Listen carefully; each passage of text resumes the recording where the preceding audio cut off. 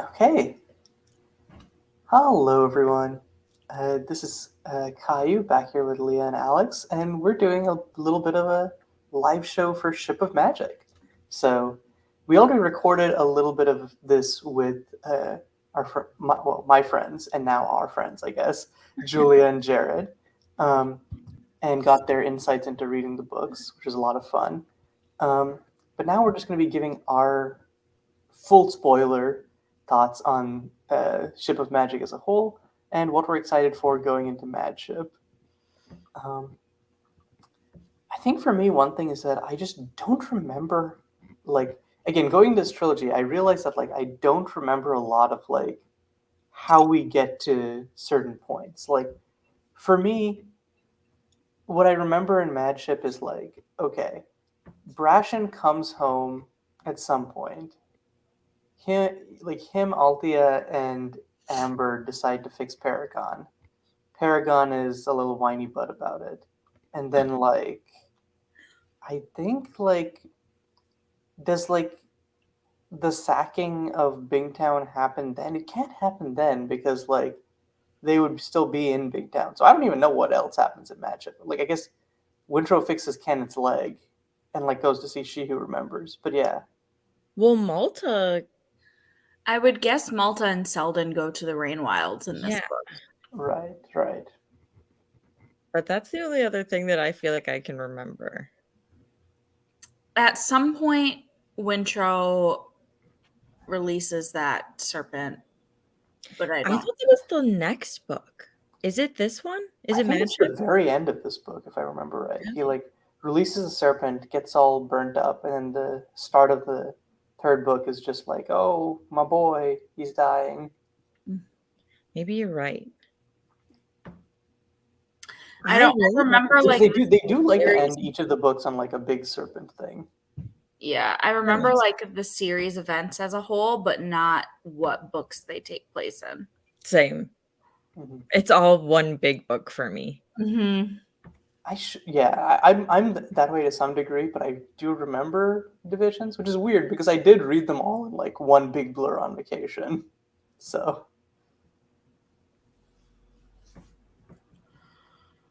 yeah, I guess the easiest way is probably going through character wise. I don't remember. I feel like there needs to be something for Ronica and Kefria to do, but is it just being okay, Althea Brashen, you should fix Paragon and go save Vivacia?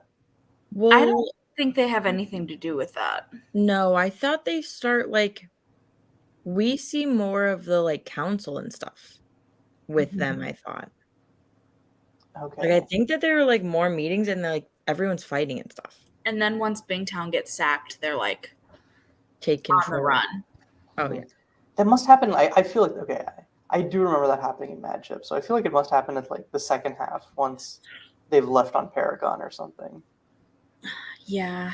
I honestly do not remember that much about Ronica and Kefria. Mm-hmm. I feel like they were involved because I think that they hear that Vivacia has been captured, and that's how they come up with a plan to get Vivacia back. And Ronica is you gotta go.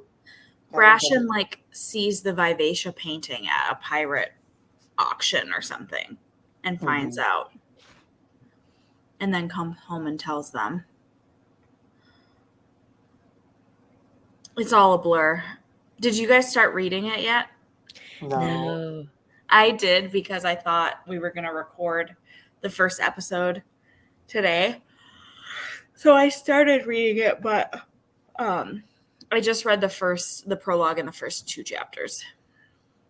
I'm so excited. This is my favorite book in the trilogy, so I cannot wait. But I didn't want to, I have been stopping myself from reading it since we finished Ship of Magic. I wanted to jump right into it the second that I finished. And I'm no, I can't. And now that we're allowed, I'm so afraid that I'm going to just breeze through the whole thing. Yeah. I don't remember anything that happens at the start. I'm sure this book has a beginning, but yeah, if it's got a middle and an end, you would assume that there's some sort of beginning. Mm-hmm.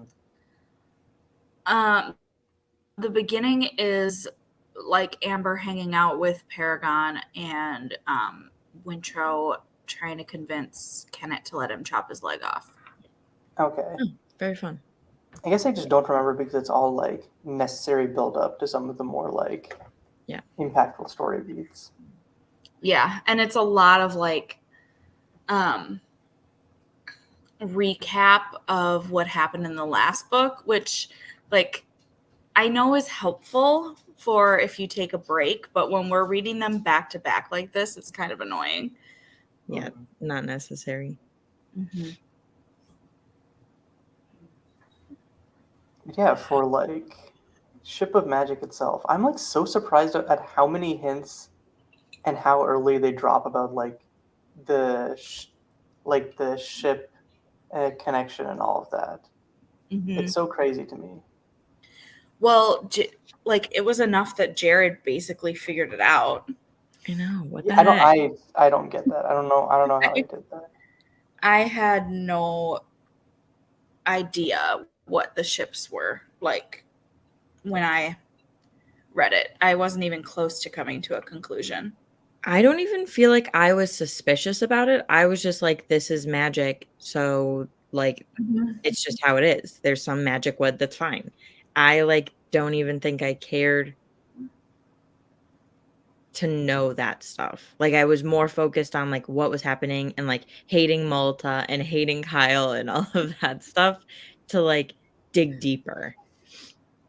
Yeah, like, and I read this after Tawny Man, so I knew what was going on with the serpents, but I didn't put that together with the live ships for like a long time. I don't think I put it together until literally like the Wintrow does. Mm-hmm.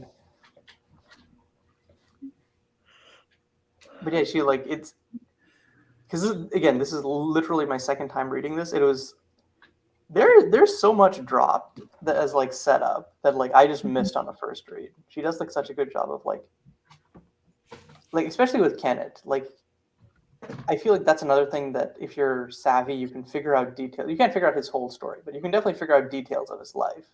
Yeah. From and like I think you can also figure out the Paragon connection. Like I feel like it would require like a more attentive eye, like someone who knows that there's something to be looking out for, but it's there once you're Yeah, because sure. Paragon's always saying that he's of the Ludlucks, and then Kenneth knows a lot about Bingtown and knows what trader names are, and says by the luck of my name. Yeah. So it's like if you're quick enough or like savvy enough, you could make that connection and be like, oh, Kenneth's a Ludluck. Yeah, and there's also like Paragon has like the dreams, right, of like Kenneth's memories.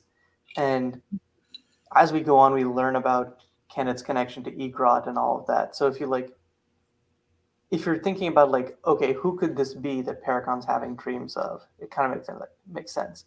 But then we're primed to think that everyone on Paragon ever has died. Right? Yes. Mm-hmm. Yep.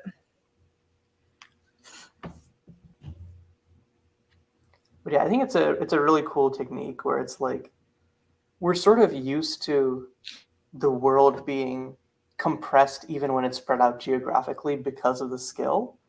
So like, even though Fitz has to cover long distances, it feels like because of how easy it is to communicate, like anything that's happening in one part of the world can affect another part of the world. Like how Verity is just like, I'm gonna force you to come to me from like thousands of miles away.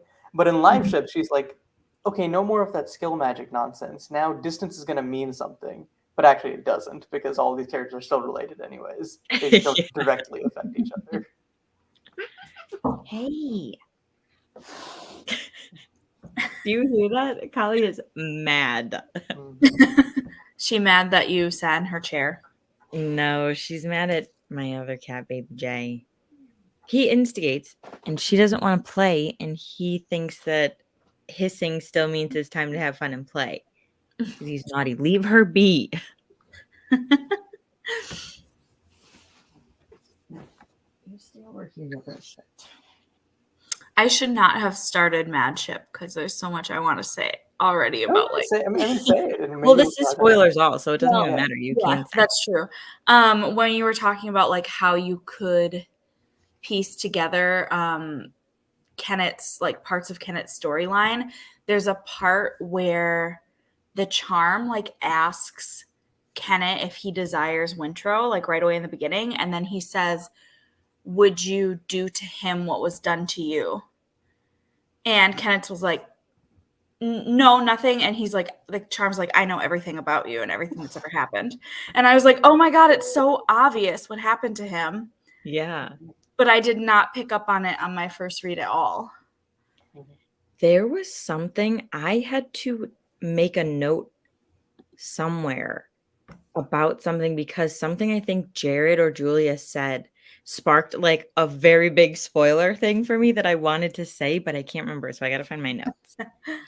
For It me, it was was so Jared hard. like guessing that, or like making a connection between the Fool and Amber. Like, It was so hard to control my face when he was saying that. I was like trying to take drinks of my water. That's why I had to I had to say something about shade instead. I'm like, let me throw him off the scent just for a little bit, please.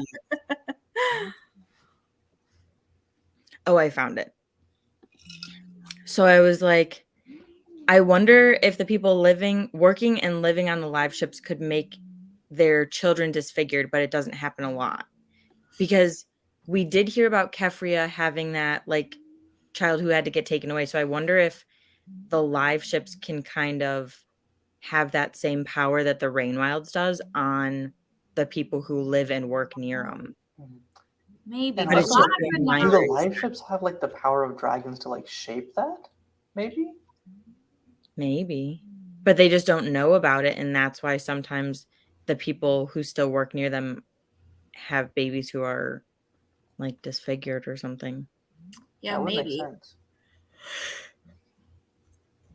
Kefri didn't really have that much to do with The live ships. the live ships, Yeah. but they still live like in Bingtown. So maybe that's. Yeah, I feel like the Kefria thing is just sort of like, I still don't get it because from the explanations we're given by the end, it still feels like out of place, unless it's just like all traders experience this, in which case I feel like there's a different thing going on. Yeah. Maybe Efren was right, and it's just like constant exposure. Like people are bringing Rainwild magic down, and that's affecting people. Like I don't know. Yeah, I don't know. I wonder if we'll get more hints that we can like pick up on throughout the books. Because that was such a small thing that it's not like any of us were going to look and remember it and like pay attention. Mm-hmm.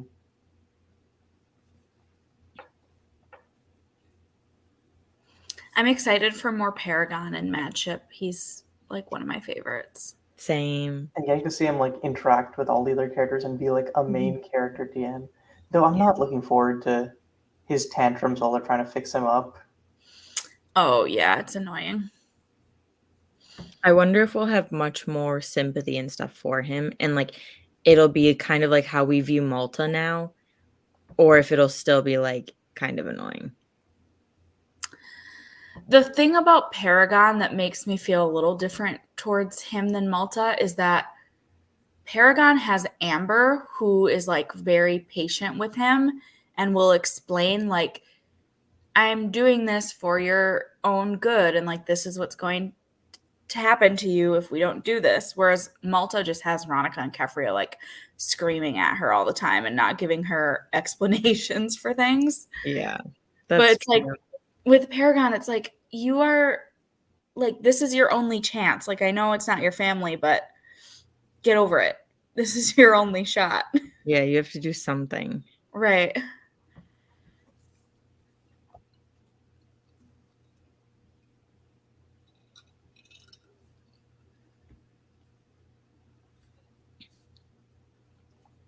I feel like I guess looking even further into the future, I feel like lots just doesn't happen at the start of this book, start of these books until it just does. Because I don't remember a lot of what happens in Ship of Destiny, and then it's just sort of like the whole ending. Everything happened. Yeah, like the ending hullabaloo goes on for like 100, 200 pages. Yeah, definitely. That's what I was thinking. And it never felt boring when I was reading it. I just think like once you know where it's going, you just see the upward curve, and it's like, oh, okay, all of these things are happening towards this point. So Mhm. I'm excited. mhm. And we get Tintaglia in this one, don't we? She Yeah, we doesn't, did. like, get released or anything, but she becomes a character in this one. Does she not get released in the? Or I guess she must get released like early into the next one then. Well, I remember, so when I was reading it, I am the worst, and I look up spoilers for myself when I'm reading books for the first time. And when I was reading these, I hated Malta so much that I was like, I need to know if she gets better and what happens to her. So I looked up like her character arc, and I saw that like she ends up on a ship with the satrap and like Chalcidians and whatever. And I was reading it and I kept like waiting for that to happen. And I was surprised by how like late it happens. So I think that whole thing doesn't happen until maybe like the last book. Damn. Okay. Stuff has to happen in the last book. It's not like the last book is a small one. Right. So we can't have everything happen in this one, right? Again, I feel like it's a classic Hobbism where it's like the first book is like just setting up exposition, whatever. The second book is the best of the trilogy, and the third book is like 300 pages longer than it needs to be. And and the ending ties up some stuff, but not all of it because she's And like, the I'm gonna end, come back to this world. everything gets tied up in like the last 30 pages. Yeah. Yeah. Their reunions and all that shit. Mm-hmm. Yeah, I was shocked that I know we talked about it like in that episode, but that Kennet's leg gets bitten off in this book because I'm so used to like big things in Hobb books not really happening until like the second one. Like there'll be like a minor big thing in the first one and then a bunch of big stuff in the second one and then everything ties up in the third. So I was like, whoa, he already lost his leg? That's like huge. That's a huge plot event in this trilogy. Yeah, and I felt like it was.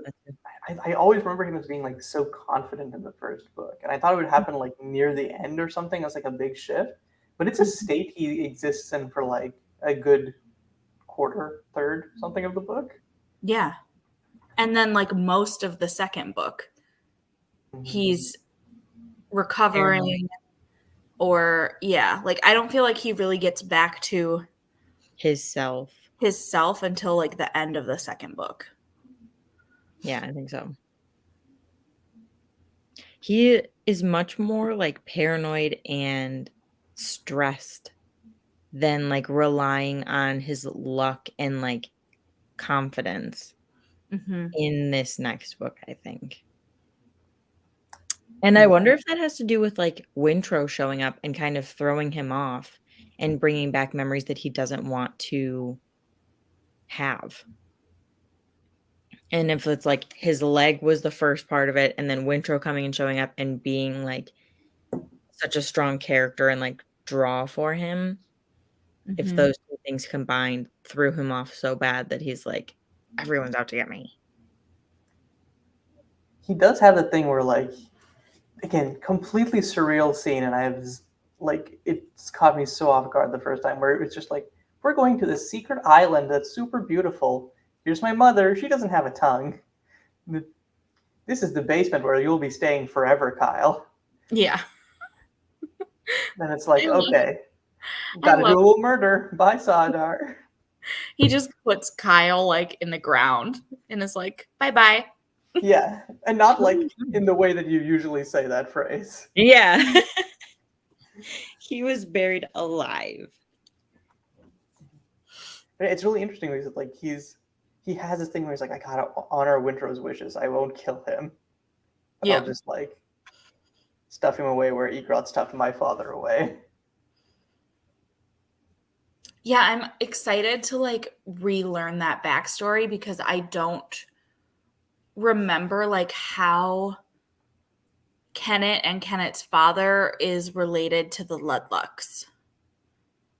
Like, I know they're Ludlucks, obviously, but like, I With the think story of how like Paragon killed everyone each time, where does yeah, where did they fit in? Mhm. You know? I think Also, they like, are Paragon's cousins of the Ludlucks that live in Bingtown now. And then Okay. they were like the original ones who like had the ship, but I could be wrong about that. Yeah. All I remember is that Kenneth's parents like were good and loved him, but couldn't protect him from what happened. Another thing I'm like looking forward to for the next book is Cyrilla, because it's kind of crazy that we get another quote unquote point of view character.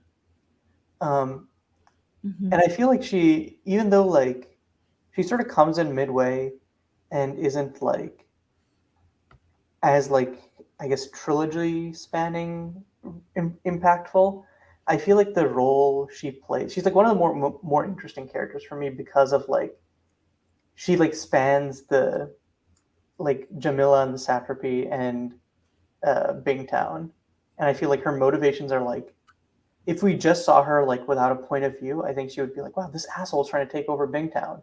But like seeing her perspective, it makes a lot of sense why she's doing the things she's doing.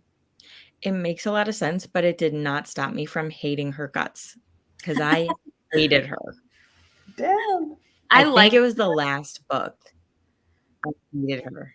I liked her until she was trying to take over Bingtown, and then I was like, you need to like reevaluate yourself.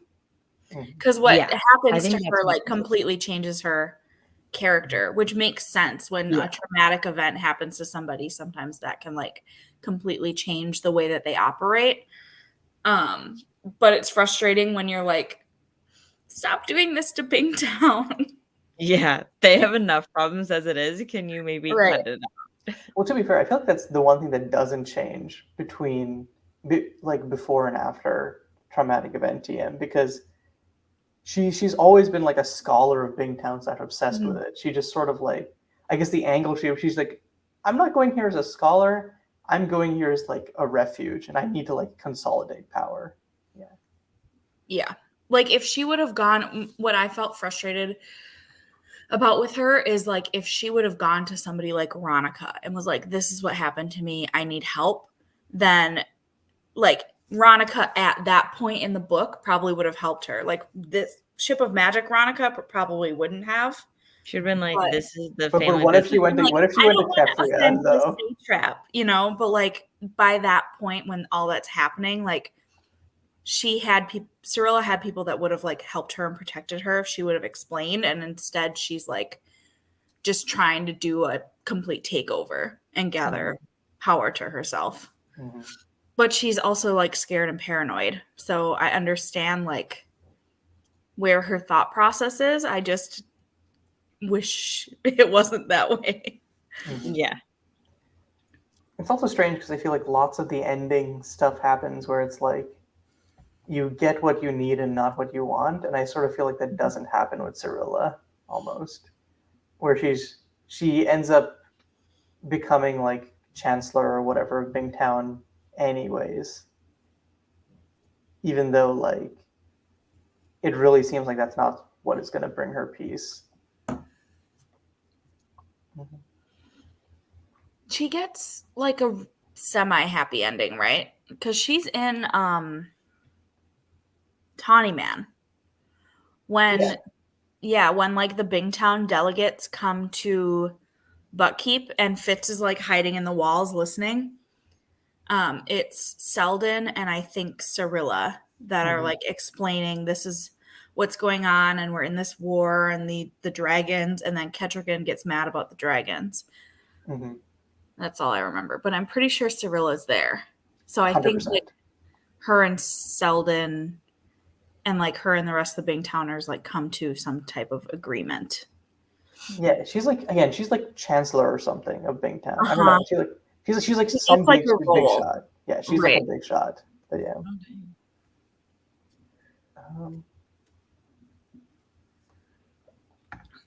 Which yeah, again, I'm even after everything, I'm really glad I read Tawny Man for the before live ships, because that scene, like devoid of context, was like so crazy. It's like there's a lizard boy who has the skill, and they're talking about a dragon halfway across the world. What is going on?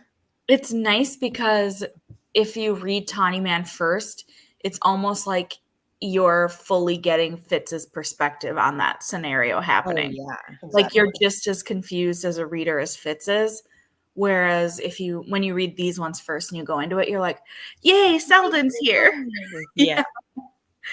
Yep. Finally, we know where Selden is. Yeah, we've gotten no other mention of Selden since the first chapter of this. Yes, since he's lumped in with Malta.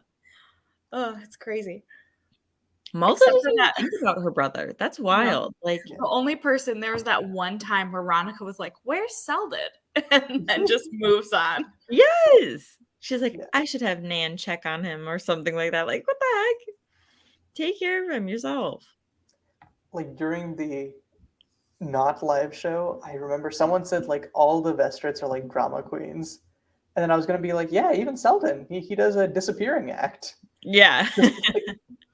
Mm-hmm. Rip. I am embarrassed to admit that it took me like probably 3/4 of Ship of Magic to realize that Nan was a separate person and not Malta's name for Ronica. Oh my god. Huh? It wasn't until Ronica mentioned having Nan do something, I was like, oh wait, Ronica's not Nan. Oh my god. Whoops. Ronica would be one of those people who doesn't want to be called grandma or grandmother. Like she needs a whole different name because that ages her. Mm-hmm. Yeah, I was like, I feel really stupid now. I thought you were gonna say that you mixed up Nan and Raish, in which case I can kind of see it. I just thought that Nan didn't exist as a separate character. Mm-hmm. Whoops. My bad.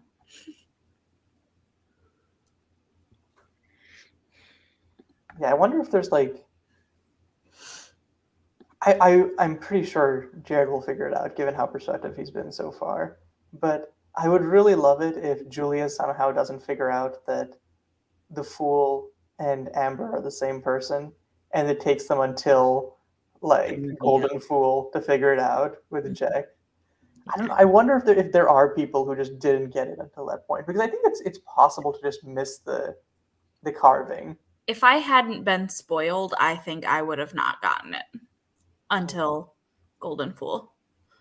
Mm-hmm. Yeah, I'm not sure. I was a little worried that Jared's astute projections were going to spoil Julia. Yeah. He needs to not talk to her about it. I was like, don't get too close. Oh no. Spoilers. Yeah. And again, this is all before he's read books 2 and 3 of the series. Mm-hmm. I'm scared what's gonna happen when he finds out that the Fool does puppet carving. Well, and I guess it depends on how far he is in Farseer. Mm-hmm. Because if he doesn't get as far as Fitz's nose getting broken, then he might not put together the Paragon carving with Fitz. Mm-hmm. That's true. That is true.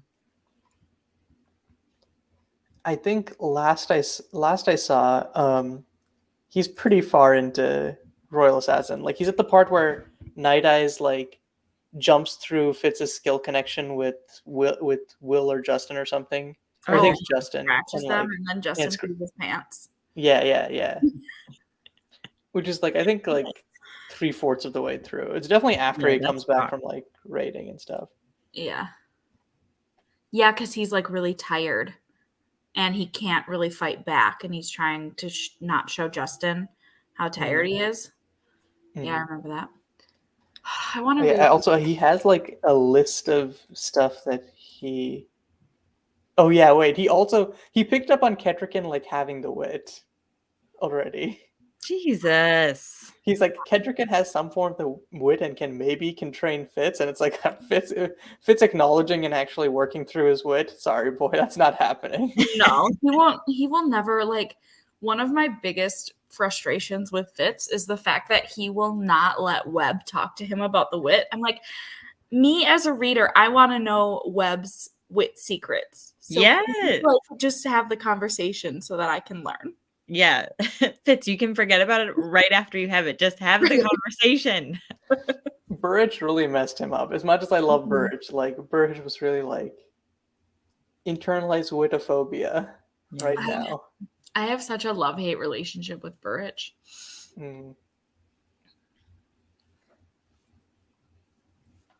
But I do miss him. And we won't see him for like 3 books. Because he doesn't even really come into Tawny Man until the last book, right? Yeah. I think we see him in the second book where he's like... When he goes to the castle? Yeah. But that's like a brief thing. And then he doesn't come back as like an actual character till like the end of... Very end, yeah. Yeah. There was something that Jared was talking about on the Not So live show, and it made me, I almost accidentally spoiled, like, oh yeah, that's why Amber was looking for Wintro, because we don't know that the 9-fingered slave boy in this book that was initially looking for is Wintro. And like, I'm sure he could have figured it out, but he didn't know that Amber's important. So I didn't want to say anything. Well, she says that too so early that I feel like by the time Wintro loses his finger and becomes a slave, you don't remember that like one-off line from this random character. Yeah, definitely. So, at least I definitely didn't when I was reading it. But also, I didn't pick up on any of the stuff that Jared picked up on. Yeah.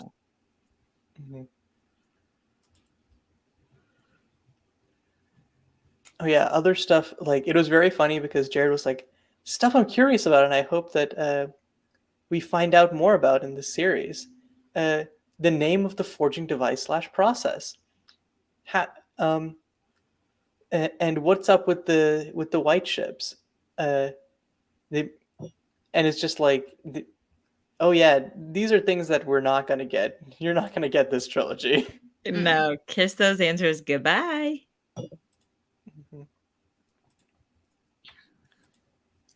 But at least you don't have to wait all the way till the last one. You just have to get through.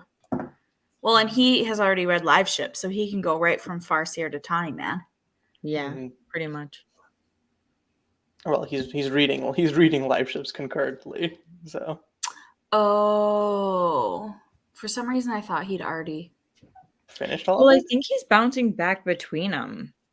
Yeah, like he started reading earlier. You said he's only read the first book, so yeah. He's like he's waiting for us to put out the live show so he can officially go on Mad Ship. On Mad Ship, okay.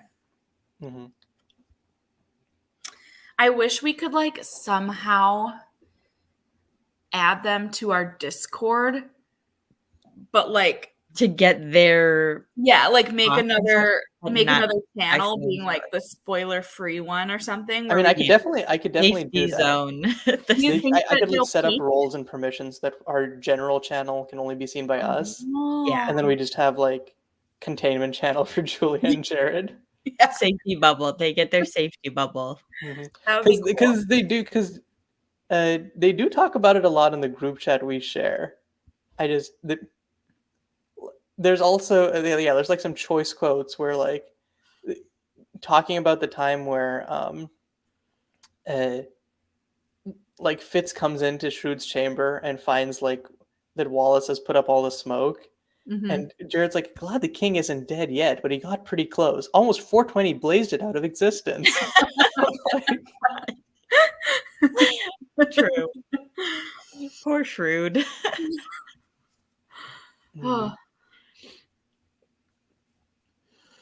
Yeah, I'd like to see their thoughts like real time while they're reading stuff. That'd be fun.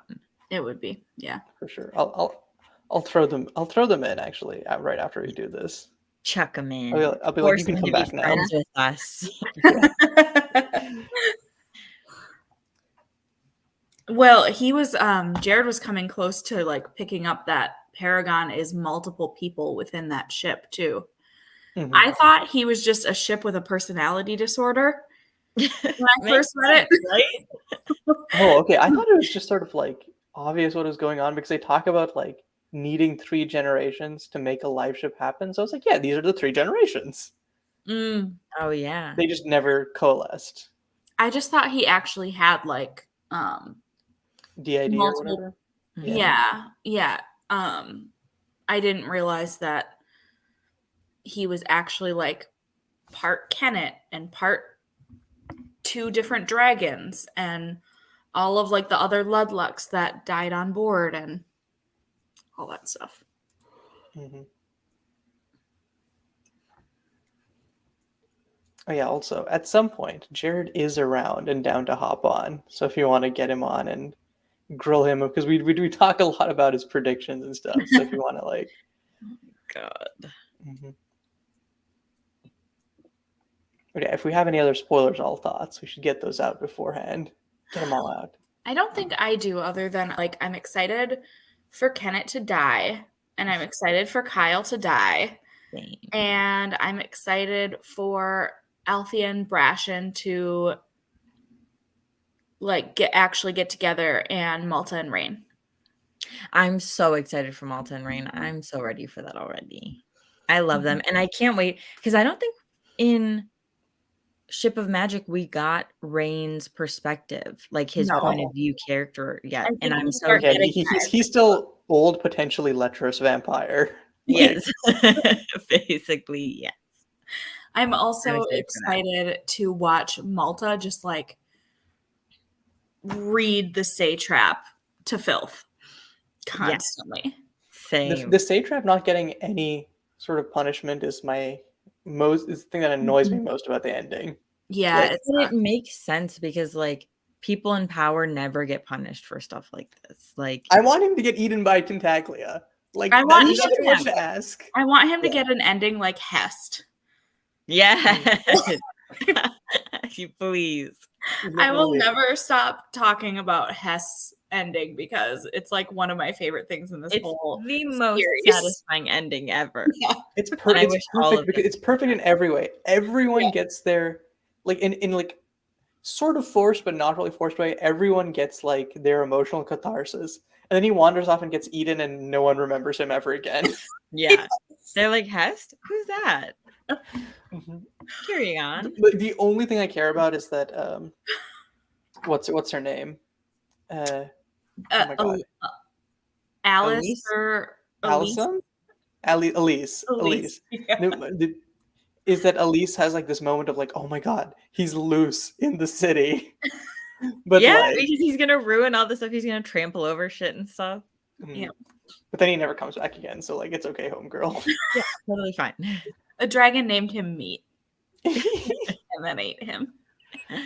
I can't believe that Hess was like, I'm gonna name you like Blue Star or something. Yeah, he's like Bluey or Bluey. Big Blue or something.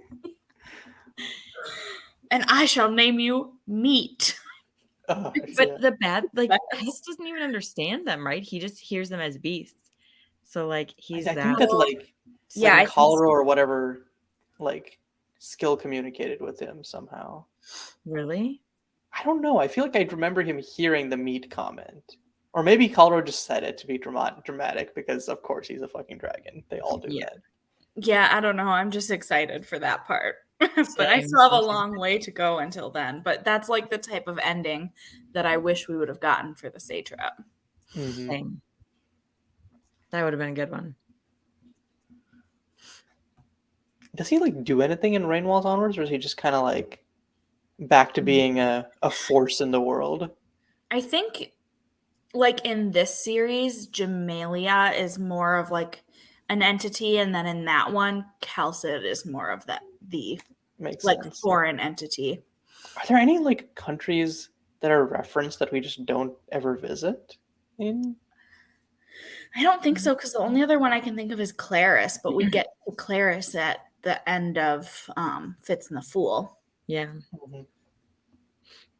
I mean, maybe like where the fool was born and grew up, but they Oh, don't really talk in depth about that, I don't think. So it's not like it's somewhere that Fitz would go. And I think it's even well, further south I think, than like yeah, anywhere that he's even known or like the maps even show for them. Mhm. I think the Fool says specifically it's a land that's not on any of your maps. Like, Yeah. it's outside the realm of where Outside these the characters. realm of the Elderlings. Yes, Hey. actually.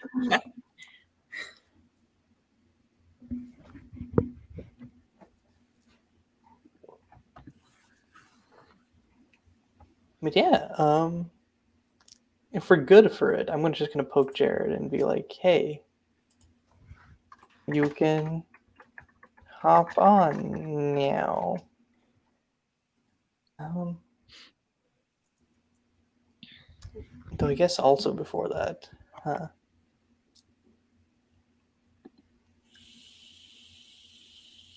I think that Rain like bullying Tintaglia into letting him, like being like, "You have to help me search for Malta across the world. You owe me." Like that is probably the most romantic thing that anyone in this series of books does. Yeah. I mean, easily wins out over Farseer and Tawny Man because, like, God forbid Fitz does anything romantic in his Fitz entire is, life. yeah, Fitz is not romantic. Hmm. And like I don't Though know. Faraday I is feel kind of like romantic, but he also sucks at being romantic. the end where like he goes back to Molly and they like reunite and rejoin and stuff. I think that part is really romantic, but not because of Fitz. Not at all because of no, Fitz. like what he says, he's like sitting there and he's like, never wanted anyone as much as you. All after all this time, and it's like that's what you say to her all this time. Like, I still want to fuck you. and he Fitz. uh, and he's just like stalking her, and it's like, Yeah. I just think it's funny that Tintaglia is like, yeah, okay, I'll fly you around and all that shit, but you can't ride on my back. And so she like holds him all the time. In her I claw. think that's it's like so her funny. little T-Rex paw. So romantic. I'm going on an adventure to save my love, but I have to be carried by my dragon. I can't ride her. Hmm. I forgot about that. That's funny. I love it because it's so ridiculous, but it's something that I like loved. Oh, there he is. There he is. There's the boy. Okay. Hello, hello. Hi. I'm just gonna put, just in case we haven't had anyone so far, but just in case someone hops in, I'm just gonna add a little tag here. Cool. I'm hearing you guys through my computer speakers instead of the headphones, so I'm gonna figure that out real quick. Okay, let's just drop that in. There we go. That was working. Okay. Nice. No spoilers past Royal Assassin and Ship of Magic. Oh yeah. Oh yeah. Yeah. Royal Assassin. I'm cruising along. How far did I do? Well, okay. So, um, Fitz just skilled to Verity using the king, and the king like almost died.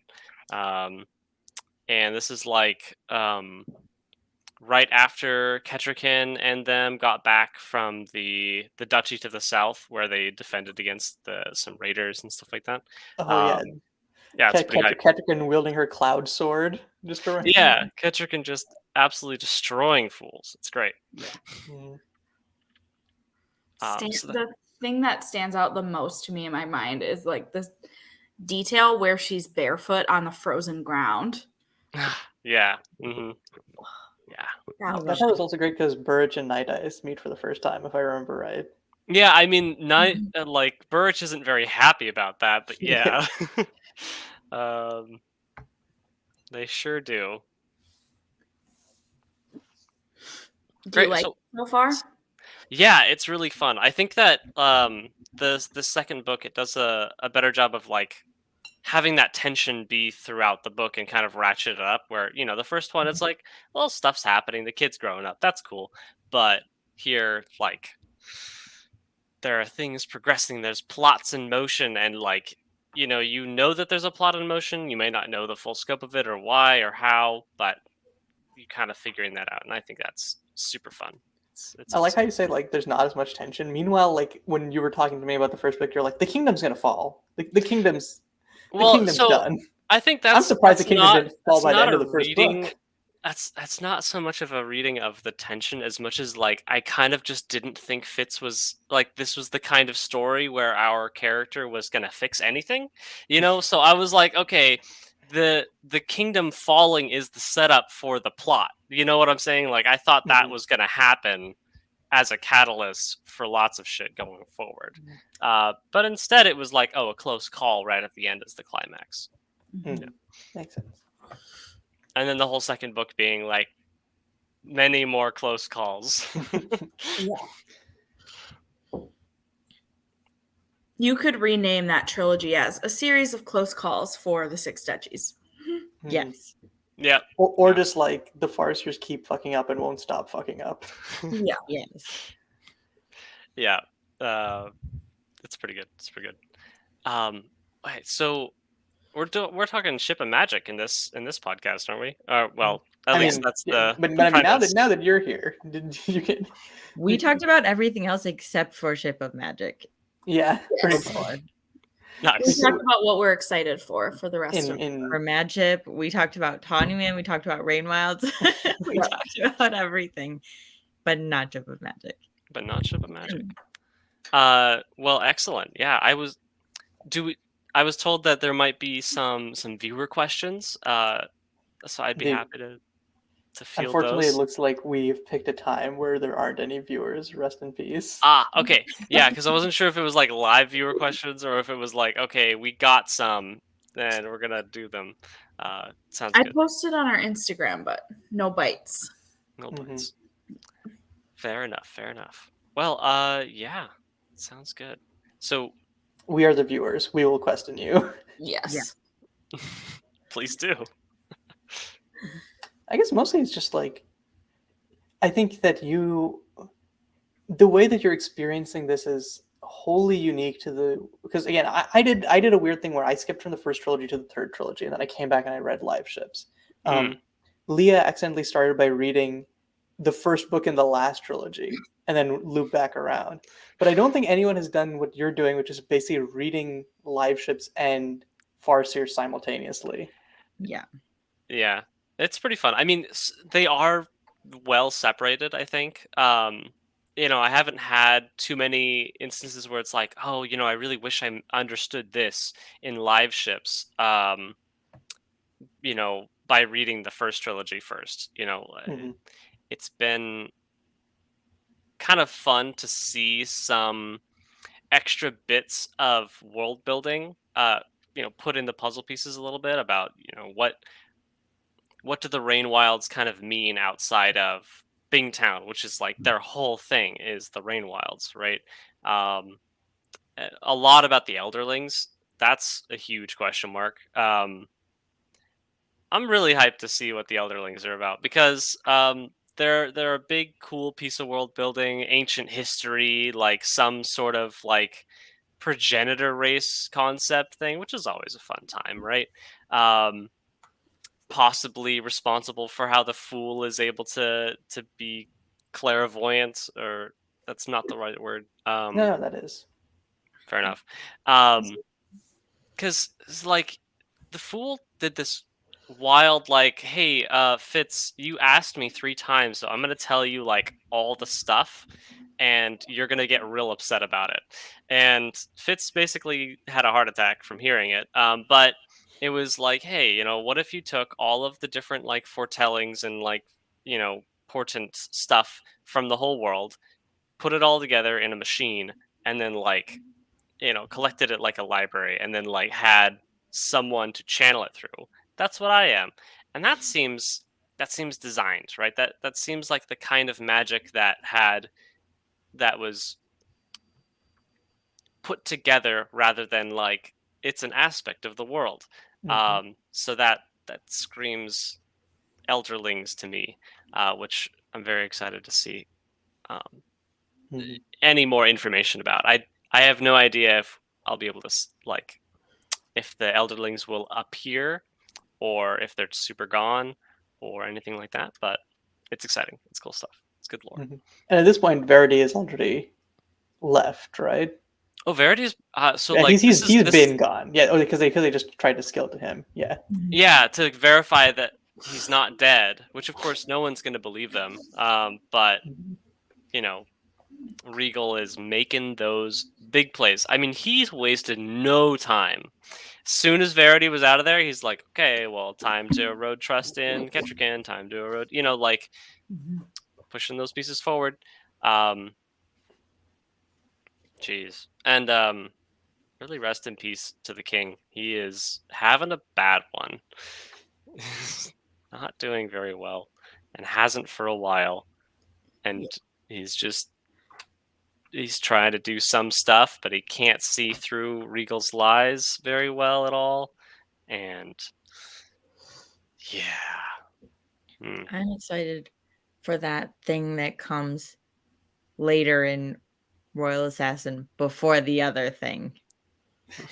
Okay. I You're see. talking I see. That one wild night. Yeah. Oh yeah, Yeah. That's what I'm excited for. Yeah. that one wild night. Mhm.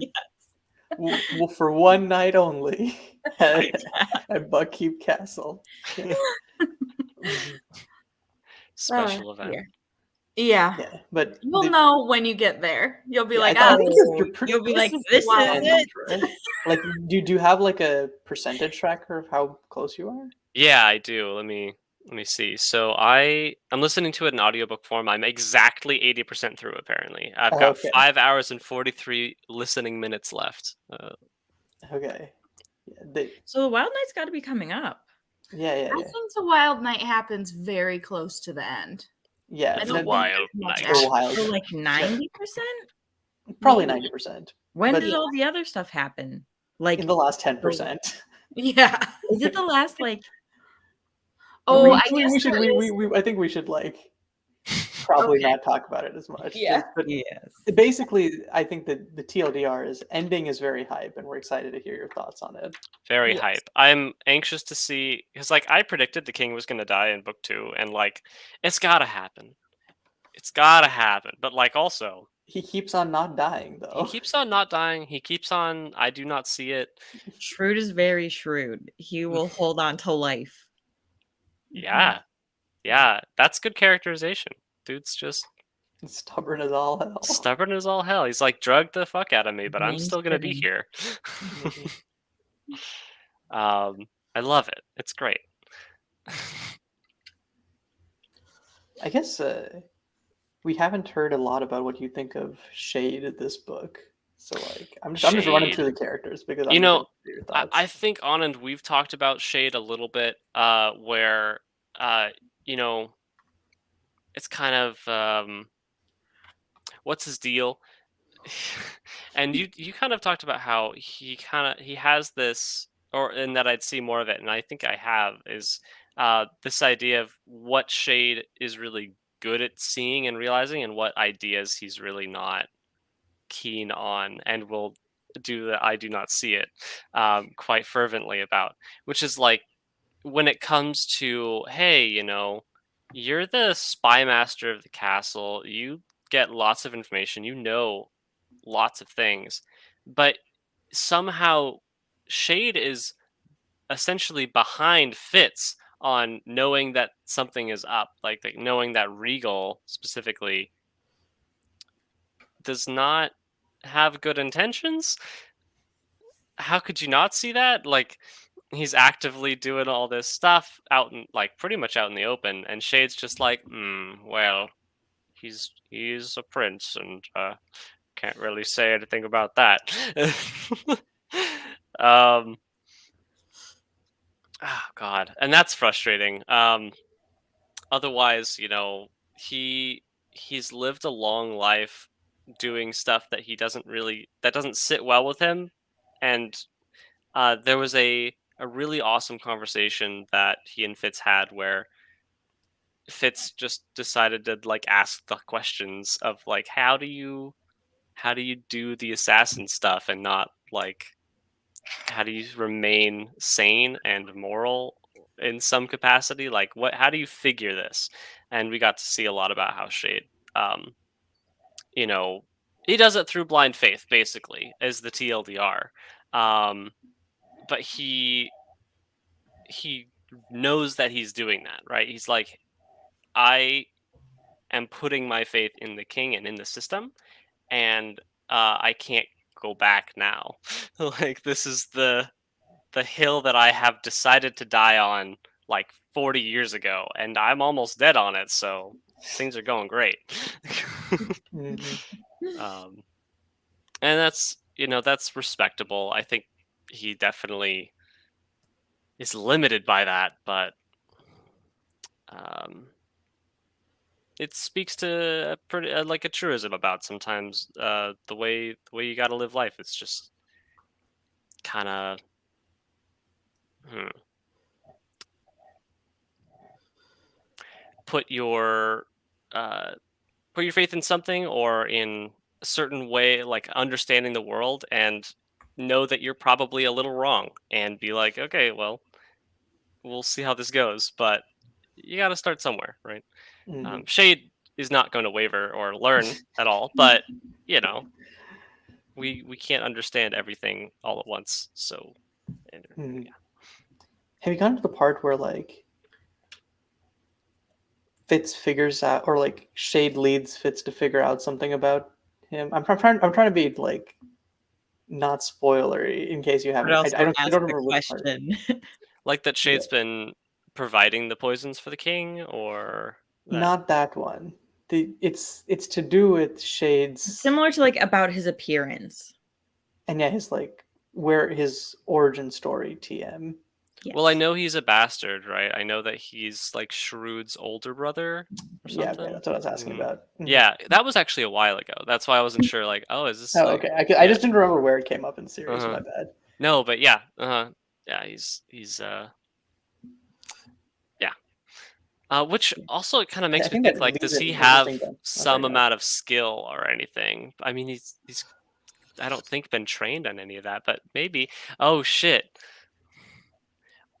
He was also that there is that thing where he was a little almost jealous of Fitz for getting to have the skill training. Right? He was like, "What did you learn? Tell me what you know." And then Fitz is still in his like depressive mood, so he's like, "I learned nothing. I'm I useless." can't do I am nothing. anything. And then I think Yeah. Fitz literally says something like, "Maybe the skill just isn't for bastards like us," and it's just like, And that hurt ooh, Shade's feelings, I think.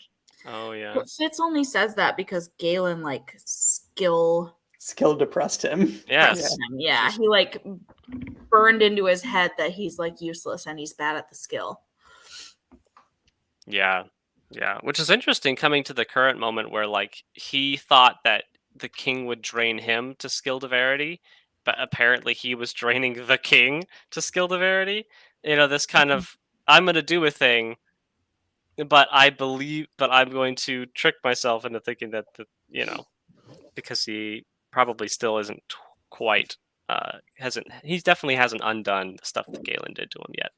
Um, but no, the interesting idea that came to mind when we were saying, oh well, does Shade have the skill? Is we don't know how Shade gets all his info. Like maybe he's just in the walls a lot. That's totally reasonable and fair. But because it's that question has been posed in Fitz's mind enough times that like it seems like there might be something more to it. Um, he could just be spying with the skill, just to be like, bzzz, zooming around in people's heads, listening in on stuff. It's very possible. It'd be kind of cool. Too bad Fitz can't do that.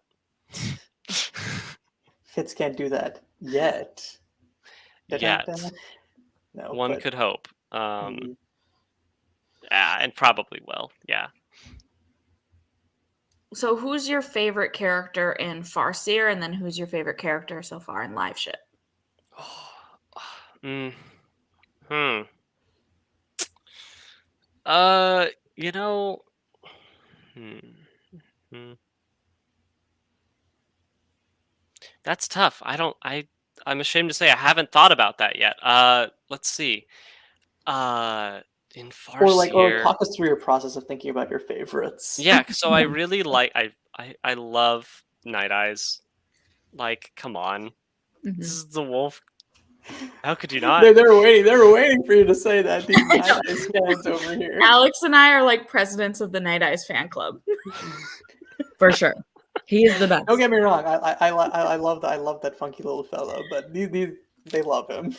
Yeah. So, but the drawback on Night Eyes, like Night Eyes is great, but also like he's not he's not a very multi-dimensional character, at least not at this point. Like he's just a wolf dude, and you know that's cool, but there isn't a whole lot of movement and learning and growth on Night Eyes. He's just kind of like, I'm gonna bond to you, and you're gonna enjoy it. I think that he does. It's sort of because Fitz is not a very complex character. He's like becoming a complex character, but I think it's sort of like Night Eyes and Fitz bounce off each other, and so far the idea is just like we're learning the one personality thing that each of us have going on, and we're developing as a result of that. Yeah, totally. And like that, I didn't mean like that's not to say that Night Eyes doesn't like play an important role or like situate themselves in the story in a cool way. They're just like not very dynamic at this point. Whereas like a character like Burrich has got all sorts of dimensionality to him, right? Like he's got all this past history that starts getting uncovered. He's got shit he's trying to deal with. He's got the parallels to our main character that kind of reveal aspects of Fitz. Burrich is fantastic. I think Burrich is a really cool character. So he was the second person I thought of like favorite, maybe. Burrich is a good one. Doesn't always make the best choices, but that makes him more interesting. So, yeah, I love You Burrich. said like when we were talking before, Leah, that you like. I have a love-hate relationship with Burrich Mhm. because I love him, but I hate like some of the things that he does. His decisions cannot be the best sometimes. Like the way he treats Fitz when Fitz is little is sometimes makes me want to punch him in the face. Oh yeah, no, and how he like, would deserve it. instills the wit prejudice into Mhm. Fitz, essentially. Yeah. Yes. Yeah. Burrich, I don't think he's a good protector. He's a good like strong figure, but he is not a very understanding or gentle or just good parent. I don't think. He's very much true to form in a pretty direct, like analogous way. Like he treats Fitz for the most part like he would treat one of his animals, and he loves his animals, but this is not the same. Right. So he a bit of a miss there, but an interesting miss. Honestly, I think he treats him worse than he treats his animals because of the way he loves his animals. I feel like Burrich is either treating Fitz like an animal or like an adult. Yeah. And neither of those are what you should treat a child like. Mm-hmm. I think that's a very salient point. Yeah. And I think Fitz even comments almost directly on such, where he's like, yeah, sometimes Burrich treats me like a prince, like especially after the earring thing, treats me like a superior and stuff like that. And then like we'll immediately switch over to like, all right, kid, fucking stop it, go do this. Like as Fitz grows up, it's weird because it's like friend, servant, prince. Like Burrich, the dynamic with Burrich just fluctuates so rapidly. There's the one part where like Burrich is like, they're putting you through the ringer, kid. Like, don't worry, I believe in you. And it's like, wow, okay, that's such a turn from like the first book. Mhm. Yeah. No, and there's clearly care and empathy and stuff going on there, but it is complicated. It's a mess, and so for that reason, I think Burrich is definitely up there for favorite character. Not necessarily due to all out standing Burrich, but like he's a good character. Yeah. He's very There's complexity there that makes him intriguing. And yeah. No, that's my thoughts on that. Let's go to Ship of Magic. Favorite character? I mean, it's gotta be Wintro. We talked about this on the other thing, On the not live show. the not live Mhm. show. Wintro. He's just a little boy, and he becomes more than that. He figures shit out, and he makes his life a lot more difficult for himself through lots of um, thoughts he has, and he works through that and is getting better, and I love that. I love that for him. Yeah. um, yeah. That's pretty much all I gotta say on Wintro. He's good. I don't even know who my favorite character is in live ships. I do, but I almost feel like it's a spoiler if I say it. Yeah, that's how I feel. I have one that I might have as my favorite, but I don't. Is it Amber on it? It is not. I will say that. No, she seems like a character that's like she's really fucking cool, but isn't doing very much yet, kind of a character. So anyway, That is true. Yeah. Is it the one we haven't gotten the perspective of yet? No. Really? It's a character we've gotten a perspective of. Like a point of view? Yeah, we've gotten a point of view of them already. I'll tell you guys once we unceremoniously kick Jared off. Yeah. But yeah. Okay. Let us Yeah, know, now 'cause I'm I'm intrigued. curious. Mine, I think, is Amber. Mhm. I love Although Amber. it might be Paragon. Oh yeah, Paragon. Paragon for sure is one of my favorites. I really like Etta too. Oh, Etta is so cool. We Because didn't talk she's about like- her earlier in the show too. Yeah. Okay. She's so tough and scary, and I just love that she Yeah. like is so fierce. She's I a love boss ass bitch. Mm-hmm. What And I don't one think thing it's like I a don't. spoiler to say that she's like, a she is going to simp interact with Wintro, and I think her interactions with Wintro are cool. They've already started to be cool. Are you kidding me? Like Yeah. like just did you just threaten like anyway, it's great. I don't want to lose this thought. So at the very start of the book basically, Kenneth gives Etta like a little earring, red ruby earring or something like that. From the Which other is side, from yeah. the beach, right? From the other's island, the treasure beach. And the little dude on his wrists kind of made a big deal out of it, or like said some shady foretelling stuff, like yes, very interesting. You've given this thing, and that combined with like the general theme of there's a cost to magic, and like or magic having weird consequences. I have heard nothing in the whole rest of the book about Etta and this earring, and I'm like, what? What could it be important?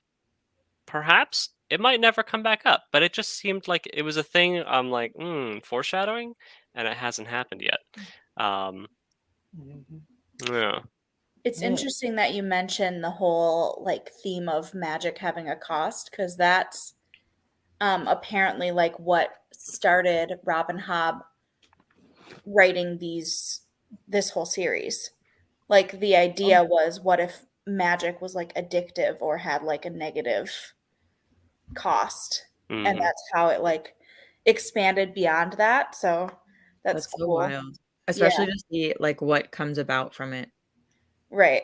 from like the whole thing. That's really cool. Yeah.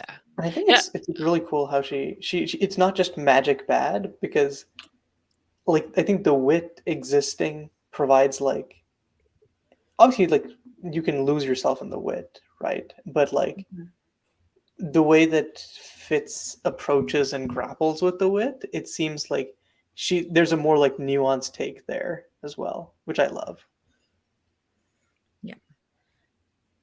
Yeah, that almost honestly that theme, which I was introduced to in Ship of Magic, like through literally people saying it, um, applies really heavily to Farseer more directly at this point. Though, so I think Farseer, you have both the skill and the wit as very mechanical instances of like magic having a cost, and then you've got you've got the forging going on, which is a whole deal I don't quite understand yet.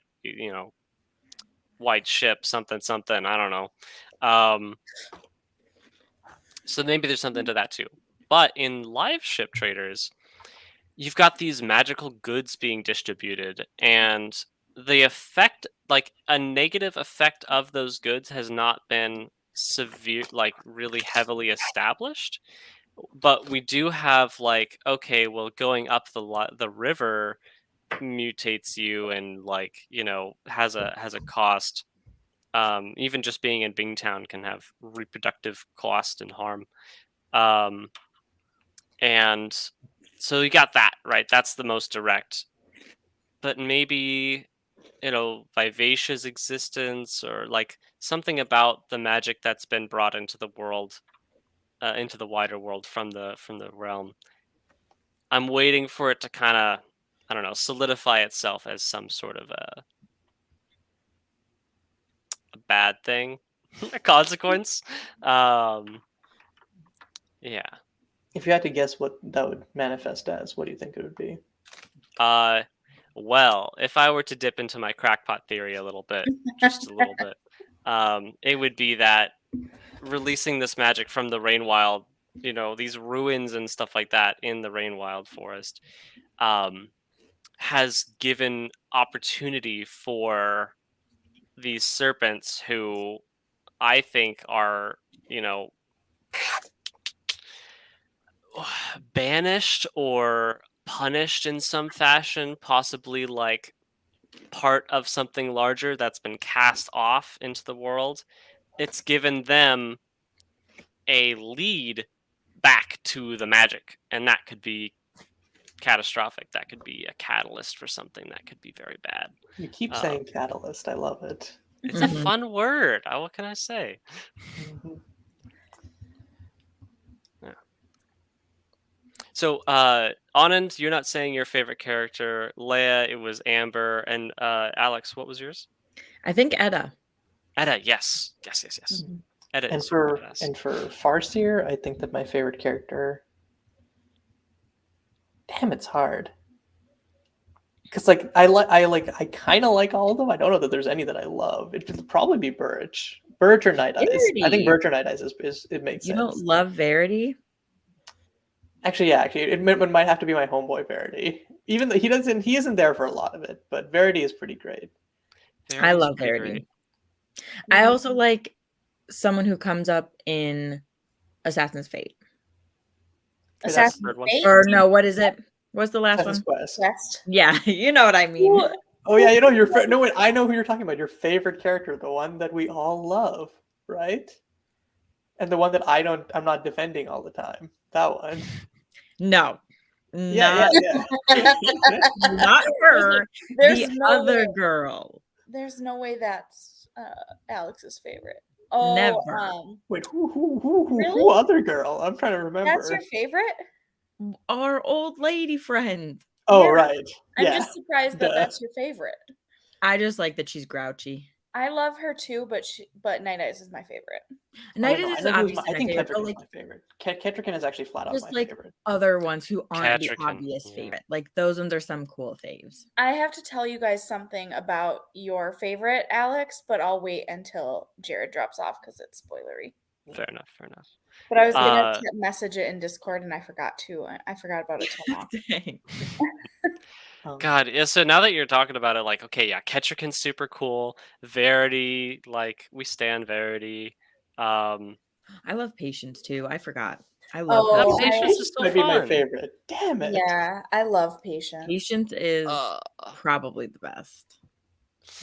Damn, yeah. I feel like Ketrican has like the best like arc for me, and like I don't even think that's like a spoiler because like lots of the stuff that makes her cool has happened by the point in that you are in the book, where it's like she's like the same age or slightly older than Fitz, and she has to like really quickly grapple with like I'm in a new place where I don't know anyone, I don't understand the politics, and how do I like stay true to my values and still work to help this kingdom where I don't even have that a lot of agency to make things happen. And she like gets shit done. But she's also like she's not like a caricature. She's like a really vulnerable person who like just also manifests inner strength and like yeah, she's just so cool. I love her. Yeah. She's a true sacrifice. She's Yeah. Mhm. Yeah, I think you said it better than I could. Yeah, Ketchrick really cool. Hmm. Who else? Who am I forgetting? I mean, there's Molly, yeah. Molly. Yes. So Molly, I want to hear y'all's thoughts on like Molly's whole deal right now. She's not having a good time. And I feel really bad for her. But I don't like. I'm not sure if it's just like kind of a okay, this is a young adult novel, like kind of the power of love kind of stuff. But she knows she's smart. She like knows that she could do well without like if she just saves up a bit of money, gets the Chandler thing going. Like she could have a really good life outside of Fitz's whole deal. And like I don't I don't know, dude. Seems like she should just like skedaddle. Yeah. I think She they're also just doesn't have young anybody. and dumb and in She love. doesn't have any family. She doesn't have any friends really. The only person that she knows right now is Fitz. So she's probably holding on to that too. And like Mm. trying her best to stay sane during all of the horrible things that have happened to her. Yeah. I love Molly because part of my love for Molly is I always want to root for the underdog, and like the realm of the Elderlings fandom as a whole, like a lot of people really hate Molly, which I think is so ridiculous. so it makes ridiculous. It makes me No, okay. feel more like I have to defend her. Same. We've talked about this. I don't hate Molly. I just hate the stuff that she's used for, and I think that none of that's relevant here so far. like I think it's a narrative device kind of a thing. Yeah, but Yeah. as she is now, I think that she's just. It's just kind of painful because they both love each other, but like they kind of like It's instead of toxic. actually, and instead of talking about their problems, they just kind of fuck all the time, and it's like you can't. Yes. That's not a substitute for communication. But that's like how a teenage relationship is, basically. For sure. Yeah. It's like accurate. Yeah.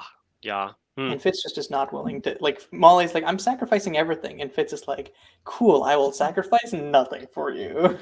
I think Molly is like such a badass because so much terrible shit has happened in her life, and she like gets through it and does what she needs to do and supports herself in the best way that she can.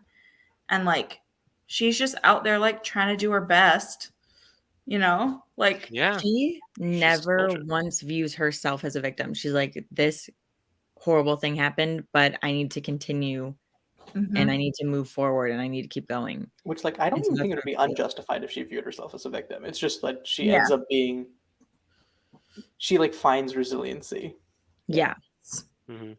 And resolve. Like she turns it into resolve and like, things that she won't bend on. Like I don't know.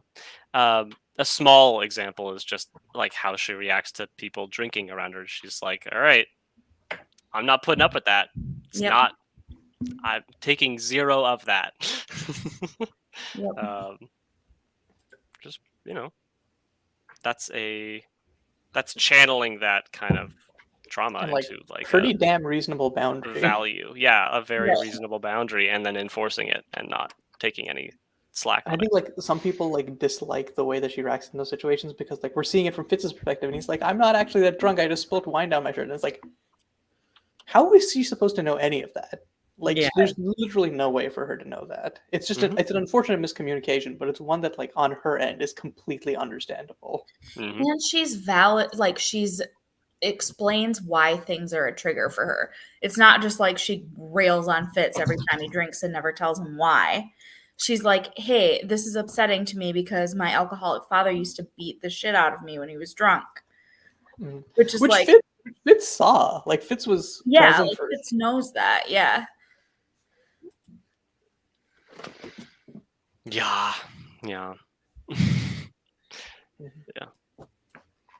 Definitely a trash fire situation when Fitz gets back and like gets drunk and then like wait, like that first meeting of Molly in the keep. great way to start things off. I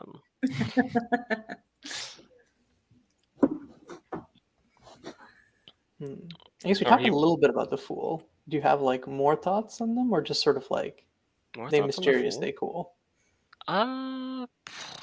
The Fool's not all that present in Royal Assassin, are they? No. They They're have there all the more time. presence than Farseer, from what I remember. Yeah, but I feel like more exciting things happen later with the Fool. Yeah. Yeah. Really? Hype. No, the Fool is good. Like,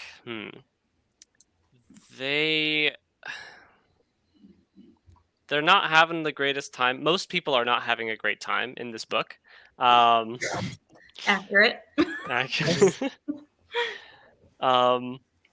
And they similarly show a lot of resilience to all that. Like, I think it's interesting to contemplate knowing a little bit about what the Fool is in the sense of like where they come from and what they're doing, like contextualizing their actions. Because the Fool traveled a really long distance, essentially gave his undying loyalty to this king, all in the name of like putting a mark on history, right? Like to do a specific good for the world. And here he is, like trying to protect that idea and trying to protect the king as an extension of that, um, all alone, basically, and suffering abuses for it, and having like just staying in the king's room day after day, like just so that they can't kick him out, kick them out. Um, that's incredible. As a like, I can't imagine doing that, and the Fool just kind of is doing it, and doesn't complain about it. He's got nobody to like talk to about any of this stuff. I think it's easier to believe because the Fool seems supernatural, right? Like a force of nature rather than a person. But they very much they have their feelings hurt sometimes, and like they are clearly a person. So, with that context, it's like it's very impressive what they're trying to do. Hmm. Yeah, I feel like she definitely takes care to establish the Fool as like a person first, and then like in this book is like, let's go hard on like the force of nature bits.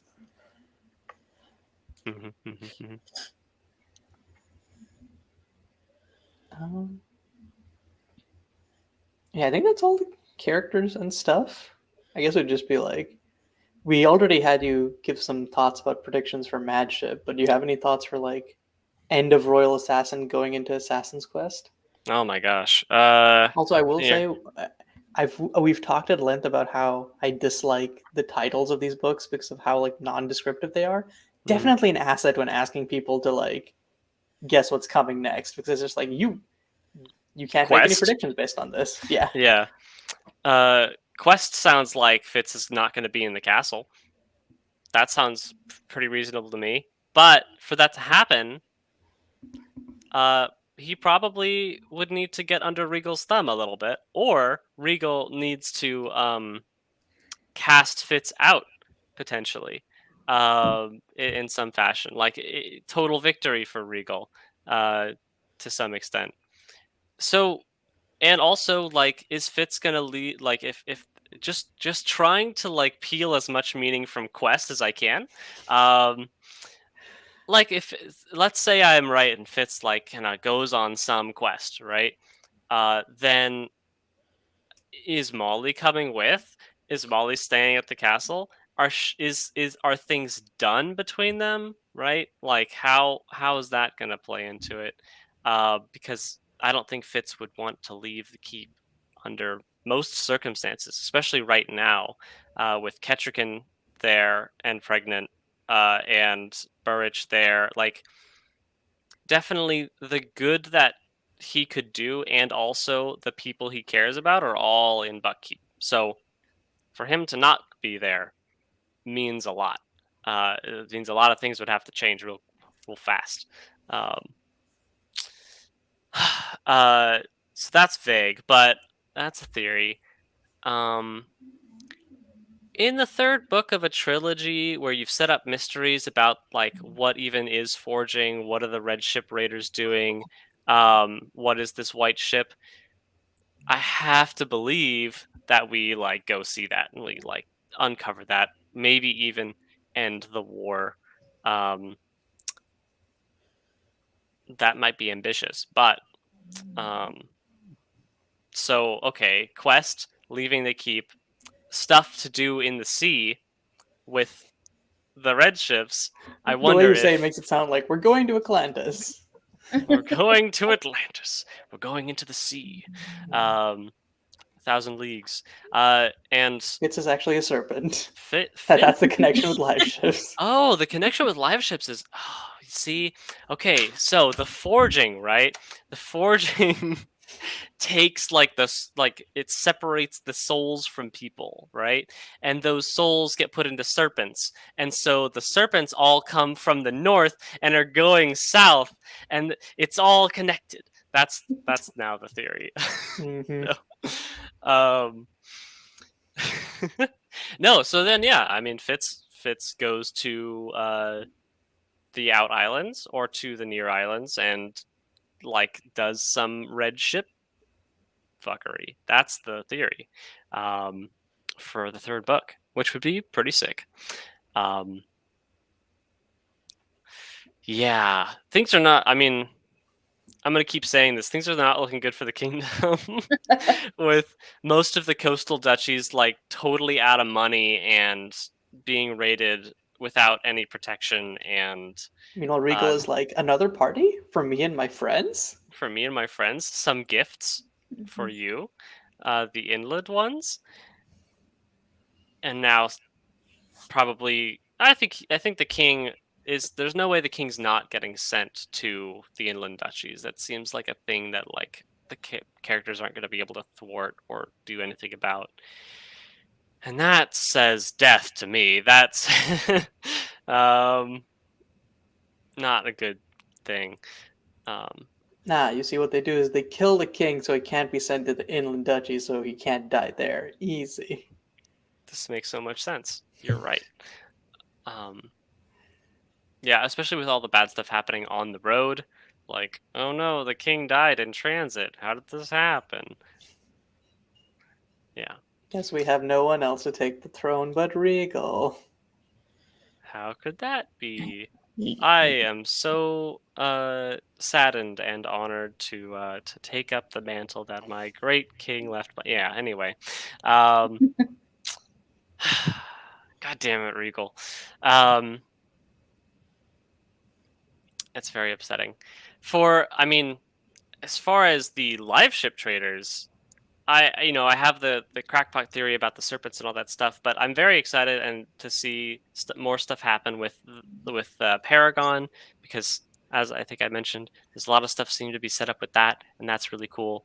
More of our characters who've been kind of spread to the winds, like they were kind of together at the beginning, and they're all going off on their own things. I want them to come together and like meet each other again, or I guess like in a new context, like see if like would Wintro and oh no, it's been too long. Uh,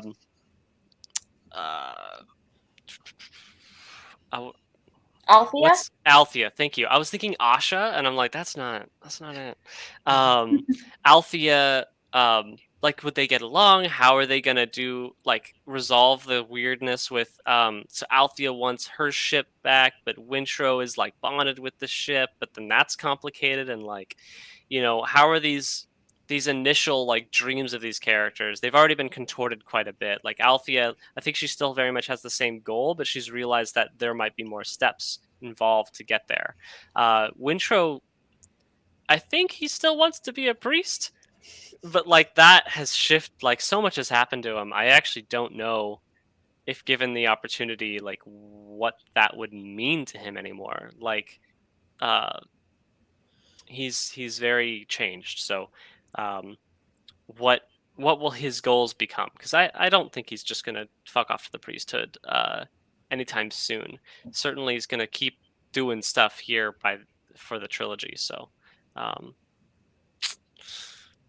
yeah, we'll see what that is. So that's what I'm hyped for in the next book of Liveship Traders. Should be good. Sounds good. Also, you better finish Royal Assassin today. I need all of your thoughts now. It's got 5 hours, dude. It's there are more than 5 hours in the day. You can definitely finish. and what is this 5 hour? This is why audiobooks are lame. I heard 20% left, and I'm like, cool, yeah, that's like a solid like afternoon's like 2 hours reading. Yeah. Look, I have D&D today, okay, so I can't. Oh, okay, fine, you're excused. But Monday I'll have 2 whole commutes to and from work. You know, I'll be all right, pretty and close. we're meeting on Monday, so I'll get the first scoop before That's these right. guys. Yeah. No, because you're gonna put him and Oh Julia yeah, I've decided to reintroduce y'all to the server, and we're gonna give a little but containment a channel. safe one. Because- You guys have a safe zone. Yeah, Safe these guys are jealous of me having exclusive access to y'all's Those are first the thoughts. Okay. Mhm. Oh, that's great. I'll have a place to put the thoughts. Hell yeah. Sounds good. Well, shall I be unceremoniously kicked out so you guys can talk spoiler That sounds stuff? good. Yeah. Thanks for hopping on. Yeah. Thanks. Absolutely Bye. pleasure. Bye. Nice seeing you again. See ya. The little leave studio button at the bottom. There it is. I needed. Left mid-sentence. So who's your favorite character? Malta. Oh. You could have. I don't think I could have said it at this point because like she's It would still show that kind she of a gets brat. better. Like So like she's not your favorite from live ships or from Ship of Magic then? Who's oh yeah, your not favorite from Ship of Magic. She's just my favorite from live ships as a whole. Of course, because she's Okay. the best. Yeah, I think that's what Jared was asking, but maybe I was wrong. I thought he was asking just from Ship of Magic. That's why I like Edda and whoever Oh. else. Because all of them are kind of crappy, but like Edda's really cool even in this book. Mhm. Yeah. I think Rain is one of my favorites for the whole trilogy. I love him. See, Rain is cool, but I think that Malta slightly edges him out for me because like she has like such a big like 180. Malta's character development. Rain was always cool, except when he was acting like a weirdo vampire. But like that wasn't actually like Yeah. that wasn't a Except when he's personality. being Edward Cullen. Yeah. Malta and Rain meet, and the like background music is da da da da da da. Yes. God. He's like, I'm not who you think I am.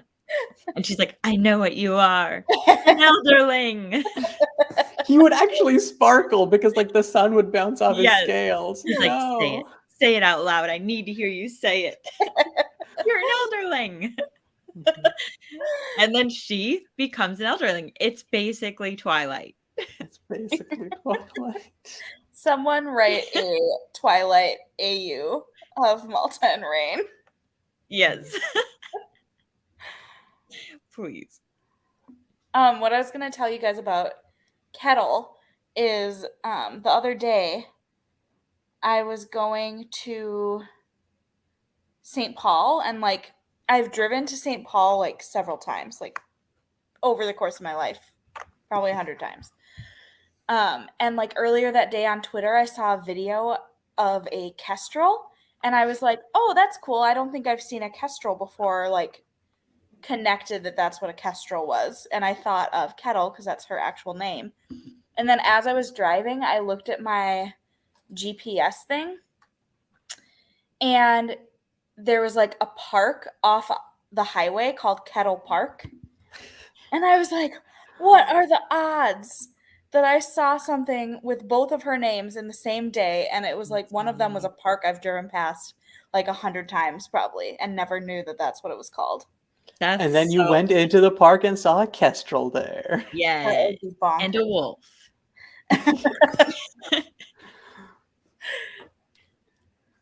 That's really Also, cool. there was a serpent in a pond Mhm. Yes. in the. Yeah, Because in serpents Minnesota. are real life. Serpents are nonfiction.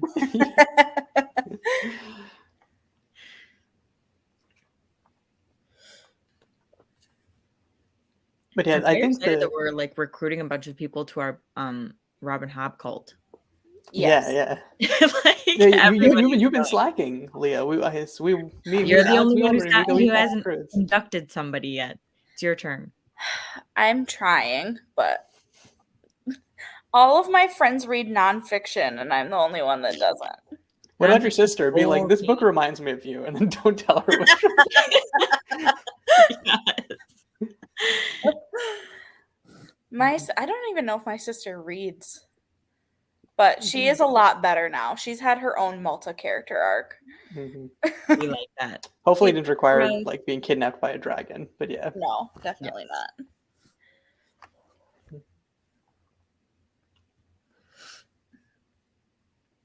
oh yeah, like I think Jared's thing about like they're putting the souls into serpents is actually like at the point that he is, it kind of makes sense given like they're searching for someone who like remembers or like, and they have like Yeah. this whole arc of like we're trying to like get back to who we were. I can kind of see it. It's Yeah. like it's not crazy. No, definitely not. Well, he has the principle correct in terms of like they're taking their souls out and putting them into something. Mhm. It's just Yeah. different. Mhm. Mhm. And they are both things that become dragons, just different One ways. is stone and one is flesh. Mm-hmm. Yep. Yeah, I think that's basically everything I have to say. Same. Yeah. Same. Cool. So for people watching this in the future, thanks for checking it out. Thank We you. in the future we'll probably have like hopefully a set time for this, so Yeah. like so that We'll we get our can- shit together one day. yeah. Mhm. And also tomorrow or so, we'll have the Not Live show, which has both Julia and Jared's like full thoughts on Ship of Magic instead of this sort of meandering thing we did between all the books. Yeah. This is how it usually goes for us. Mhm. And yeah, we'll be back next week or the week after that with the start of Matchup. So exciting. Also, this is definitely my favorite thumbnail art that Kendra has done. So I'm very excited for y'all to see it. It's I know. great. I'm Once- so excited. Once we post the episode with Julia and Jared, I'll post the Madship artwork. Nice. It's For gonna the be beautiful. We'll get a official reveal. transition. Yes. Yep. Yeah. Until next time, see y'all. Bye. Bye.